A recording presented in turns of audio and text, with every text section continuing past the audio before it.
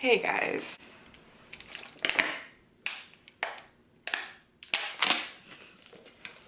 Okay, if you don't know, now you know. This is everything you need to know about driving Lyft in 2019.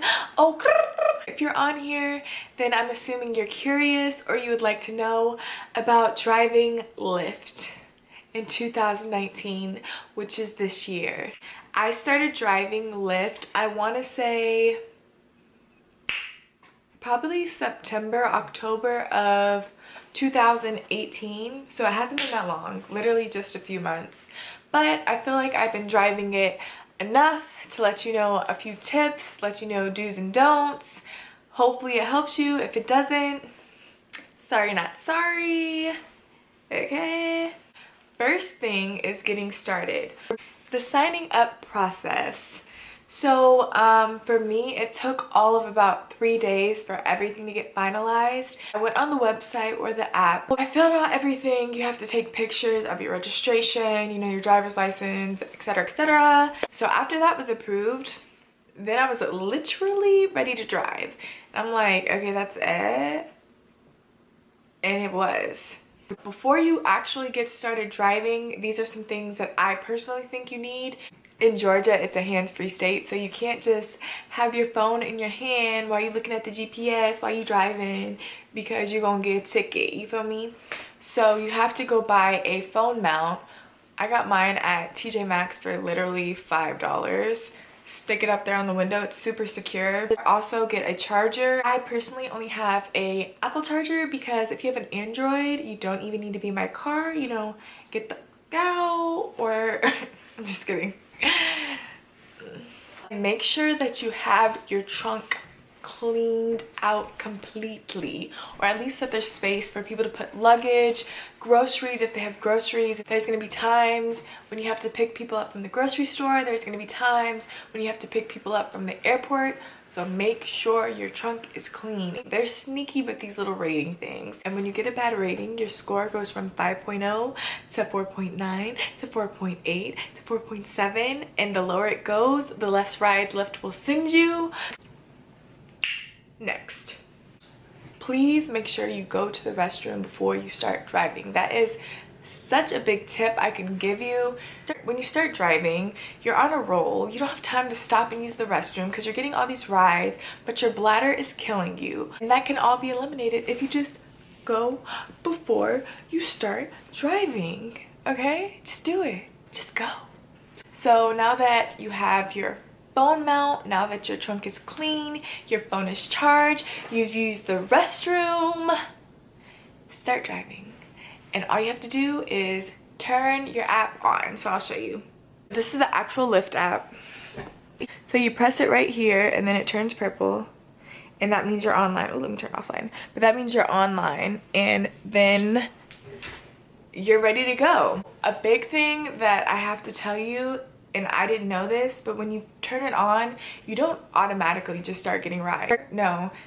You turn it on and you wait for a few minutes. When I first started, like 15 minutes, I was just sitting in the parking lot like, what?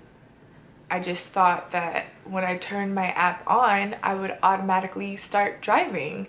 And that wasn't the case. And there's plenty of times where sometimes it's slow and you just have to wait. The lower your rating is, the less rides you'll get, which means the longer your wait time will be. So in order to avoid that, you have to accept all the rides that you get. It'll go in like a little timer thing. So you have to click select and like, yes, I'll accept it. Because if you don't and you deny it or you don't accept it, then that lowers your rating. So yeah, just try to accept all your rides. Another thing is on busy nights, it'll kind of go back to back to back. Meaning when your app is on and you're out there driving and you're getting rides, sometimes when you're about to drop the person in your car off, then another rider will get added to your queue automatically. The only thing with that is you have to remember to turn it off if you're done driving. So the first night I did this, it was super busy. It was like a Saturday night. And it was like bing, bing, bing, bing, bing. And I'm like, oh yeah. But then like 3 or 4 hours later, I'm exhausted and it's still going. And I'm like, oh my gosh, how do I get it to stop? I keep having like riders added to my queue and I don't want to drive anymore. So just remember to turn your app off. Another question that I've gotten a lot just from my friends is like, how are the people? You know what I mean? Like, a big thing is I was so nervous to do it. Like, people are so weird out here. What am I even gonna say to them? Are they gonna be drunk? Are they gonna be cussing at me? Are they gonna be racist? It hasn't been the case like that for me at all. Everybody has been super, super, super nice, super respectful. I mean, you have people that are chatty, you have people that are quiet, you just kind of fill them out. When they get in the car with everyone, just say, hey, you know, how's your day been going? I hope you're having a good day. And they'll respond, oh yeah, my day's great, and get back on their phone. Or they'll respond and be like, oh yeah, my day's great. How's your day going? How many riders have you had today? You know what I mean? And then you know, okay, Kathy, you want to talk, don't you? I don't know, it's been chill. I don't really have too much to say on it because it's not like an issue. Pick people up, they do their own thing, or they talk to you a little bit. Sometimes it does get a little awkward when people just like hop in the front seat with me. I'm like, okay, hey, you know, hey bestie. But no, I play my music and we vibe out and it's cool.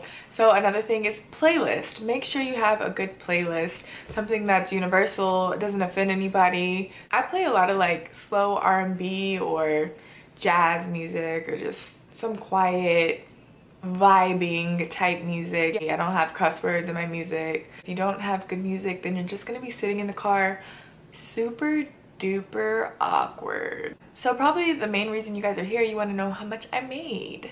My first weekend I drove, I want to say Friday, Saturday, and Sunday. Friday and Saturday I drove probably like 5 to 6 hours. So I drove like, I don't know, 6 to 12 or like 7 to 1 or something like that, like 7 p.m. to 1 a.m., which is like super crazy in Atlanta because people are going out and stuff.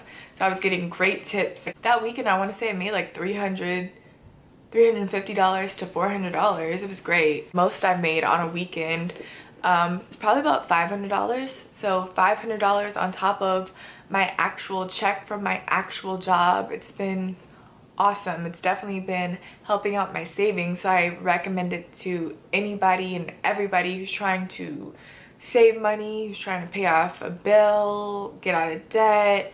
I mean, even if you don't have a job right now, this is a great gig. I was watching videos and reading articles, and there's some people who make, you know, $1,600 to $2,000 a week driving Lyft, which sounds so crazy. The only real thing you have to be mindful of, obviously, is maintenance and mileage on your car. But for the most part, I love Lyft. I would recommend it to any and everybody. I think it's a great, you know, little extra side hustle on top of what you already have. And if you don't already have something, then this maybe could be a great full-time gig for you if you're in the right city. But if you do sign up, then I will put my Lyft code, Lyft name, I don't know, whatever it's called, down below. I actually signed up under somebody else's, and I think it's if you complete 20 or 30 rides, you get a bonus. So I did it, and I got an extra $350 or $400 in the first month. So yeah, definitely sign up under somebody. Prayerfully me, because you're on my video. What the any other questions, concerns? No? Okay, yeah, I think I covered basically everything. For the most part, like I said, get your phone mount, get your charger. People are cool, people are friendly. Your music, no cussing in your music. Make sure you know your city, know what night to drive, know the hot spots to go to. Be friendly to everybody because they tip. You know what I mean? I mean, be friendly to everybody anyways, but really also be friendly to them because they tip. So put on a smile, ask them how their day was. Just be good in your customer service as a driver. That's all anybody can ask for, is just be the best you. Really, I have nothing else to say because I'm just saying words at this point. But if you guys have any other questions or concerns, seriously, you can just write in the comments below, or you can hit me up on Instagram or something. Overall, so far, within these past 4 or 5 months, I've had a great driving experience. It's great if you want to network and meet some new people, because obviously you're going to meet some people that you never would get the chance to meet otherwise. But I guess that's all. So, peace. I just put up the peace sign. I gotta go.